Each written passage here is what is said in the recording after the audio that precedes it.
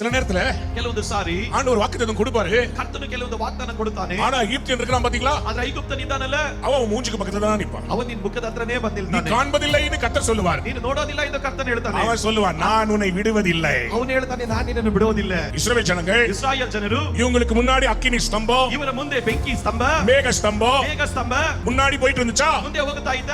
பின்னாடி இந்த எகிப்தியர் வந்த உடனேயே ಹಿಂದೆ ಈ ಐಗುಪ್ತರು ಬಂದಿದ ತಕ್ಷಣ முன்னாடி போன தேவ மகிமை ಮುಂದೆ ಹೋದ ದೇವರ ಮಹಿಮೆ எகிப்தியருக்கும் இஸ்ரவேலருக்கும் நடுவுல வந்து நின்னுச்சு. ಇಸ್ರಾಯೇಲ್ ಮತ್ತು ಐಗುಪ್ತರ ಮಧ್ಯದಲ್ಲಿ ಬಂದು ನಿಂತುಕೊಂಡಿತು. உன்னை பிடிக்கலாம் ட்ரை பண்ணும்போது ನಿನ್ನನ್ನು ಹಿಡಿಯೋದಕ್ಕೆ ಬಂದಾಗ கர்த்தர் சொல்வார், என் பிள்ளை மேல கையை வைக்காத. ಕರ್ತನು ಹೇಳ್ತಾನೆ, ನನ್ನ ಮಗನ ಮೇಲೆ ಕೈ ಇಡಬೇಡ.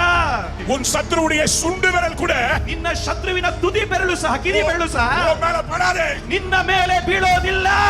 எங்க வந்து மேகம் நின்னுச்சு? ಎಲ್ಲಿ ಬಂದು ಮೇಘ ನಿಂತ್ಕೊಳ್ತು? உனக்கும் சத்துருக்களுக்கும் நடுவுல கர்த்தர் வந்து நின்னார். உனக்காக நடுவிலே நிற்கும் கர்த்தர், ನಿನಗಾಗಿ ಮಧ್ಯದಲ್ಲಿ ನಿಲ್ಲುವ ದೇವರು